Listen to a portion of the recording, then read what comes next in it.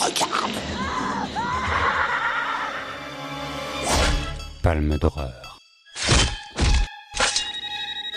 Vous aimez les films qui font peur? Attendez, ne raccrochez pas. Les films d'horreur sont bien avant tout des films de cinéma qui, par leur outrance, offrent parfois plus matière à réfléchir qu'à s'indigner, plus matière à rire qu'à se faire peur. Alors, parlons d'horreur et vous verrez, nous parlerons de cinéma et de nous-mêmes. J'ai peur de fermer les yeux. Et j'ai peur de les ouvrir. Avant de commencer, merci à tous nos fidèles auditeurs pour leur écoute et leur retour. Le meilleur moyen de nous soutenir est de nous suivre et de nous noter sur toutes les plateformes d'écoute, Spotify, Apple Podcasts, Deezer et toutes les autres. Alors, un petit follow et des petites étoiles sont les bienvenus si vous ne voulez pas finir dépecé par un couteau de boucher. Bienvenue dans Palme d'horreur. Une palme d'horreur décernée ce soir à Nosferatu. Mais lequel? Car il y en a 3 en fait. Celui de Murnau, celui d'Herzog et dorénavant celui d'Eggers. Come to me.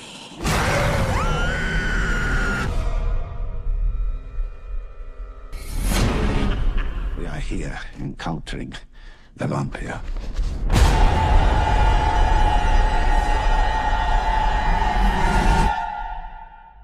Nosferatu. 3 films, et pourtant, une seule image bien précise nous revient à la simple évocation du titre. L'ombre du vampire, aux doigts crochus, montant lentement les escaliers d'une bâtisse, s'approchant de sa victime, dont le visage, pétri d'effroi, évolue vers l'expression ambiguë du désir.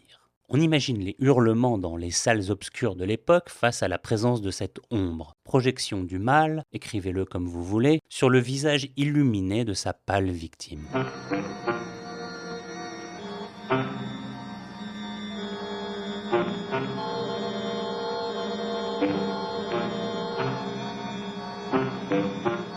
Ce qui me fascine dans le Nosferatu de 1922, c'est que Murnau a ostensiblement choisi de s'emparer de la propriété physique première du cinéma pour nous faire peur. L'horreur se construit essentiellement autour du jeu de l'ombre et de la lumière. Le réalisateur n'a eu besoin d'aucun effet particulièrement spécial, si ce n'est de faire apparaître une ombre allongée sur un mur à l'aide d'un projecteur pour nous faire agripper les accoudoirs de nos fauteuils. Il n'a pas eu besoin non plus d'une histoire particulièrement fantastique pour nous empêcher de dormir. Ok, il s'agit bien de l'histoire d'un mec à la dentition proéminente qui dort dans un cercueil et qui suce le sang de ses victimes une fois la nuit tombée. Mais cette histoire n'est finalement qu'une ressucée du roman Dracula de Bram Stoker, dont seul le titre a été changé pour éviter à la production de l'époque de payer des droits d'adaptation.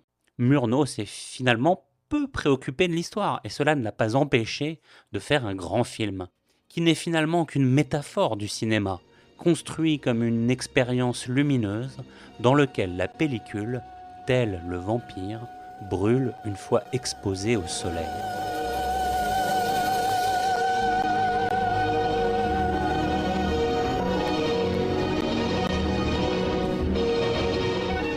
Mais si l'histoire de Dracula est vieille de plus d'un siècle, elle n'est pas toujours facile à ressusciter, et la 3e génération de Nosferatu à l'écran est là pour nous le rappeler.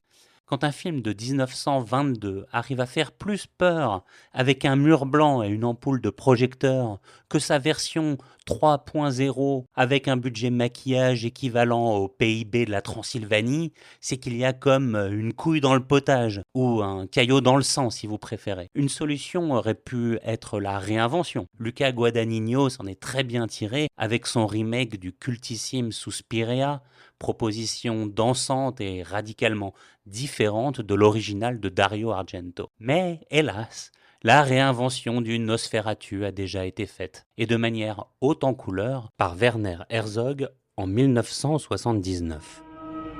Der Fluch wird auf den Menschen lasten. Der Fluch des Vampirs Nosferatu. Bon, j'ai rien compris à part Vampire et Nosferatu, mais je vous jure que c'est un bon film. Tandis que, dans la dernière version, affubler le vampire d'une longue moustache, outre le fait que ce n'est pas hyper pratique pour sucer du sang, ne suffit pas à renouveler la proposition. On comprend aisément pourquoi Eggers a pris en charge le dernier Nosferatu. Après avoir nourri de sang frais le cinéma d'horreur gothique avec The Witch, après avoir fait un faux film d'époque avec The Lighthouse, tourné en noir et blanc et au format 4/3, il était le candidat idéal. Mais en livrant un Nosferatu aux décibels hurlantes et aux effets spéciaux tape à l'œil, Eggers ne redonne pas au vampire du poil de la bête.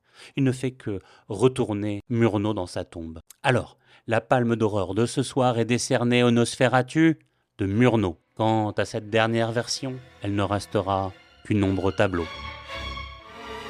Merci à tous, la palme d'horreur de cette semaine était décernée au Nosferatu de Murnau. Rendez-vous dans 2 semaines, le vendredi 18 avril, pour une nouvelle palme d'horreur.